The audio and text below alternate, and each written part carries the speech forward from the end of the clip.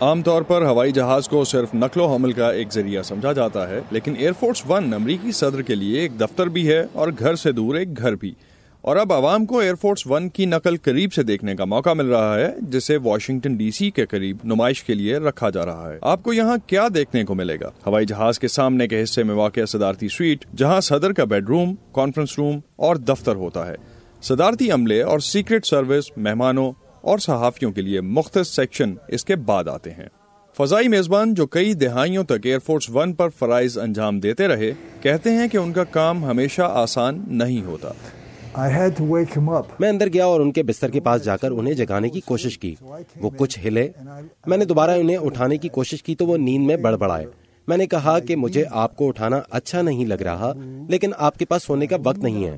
جب میں نے پھر سے زور دیا تو صدر نے کہا، پھر ایسا نہ کرو۔ یہ امریکہ کے صدر کا براہ راست حکم تھا۔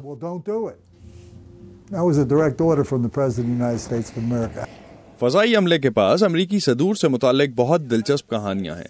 صدر جارج ایچ.ڈبلیو. بش، جو کہ 1989 سے 1993 تک صدر تھے، انہیں ایک سبزی ناپسند تھی جس کا علم فضائی میزبانوں کو تھا۔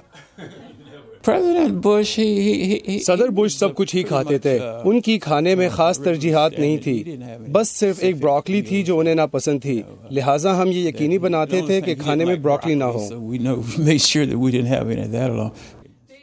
بیکی شلوز ایئر فورس ون کے کیبن عملے کی پہلی خاتون رکن تھیں۔ وہ کہتی ہیں کہ انہیں صدر رونلڈ ریگن نے ایئر فورس ون میں ہمیشہ اچھا محسوس کروایا۔ مجھے یاد ہے جب میں نے ایئر فورس ون جوائن کیا، یہ میری صدر ریگن کے ساتھ پہلی سرکاری تصویر ہے، اور وہ جانتے تھے کہ میں ایئر فورس ون کے عملے میں شامل پہلی خاتون تھی۔ انہوں نے میرے کندھے پر ہاتھ رکھا اور کہا، بیکی، ہم سب ایک ہی طرح اپنی پتلون پہنتے ہیں، پہلے ایک ٹانگ اور پھر دوسری۔ کیا بہترین طریقہ تھا اپنے عملے سے متعارف ہونے کا۔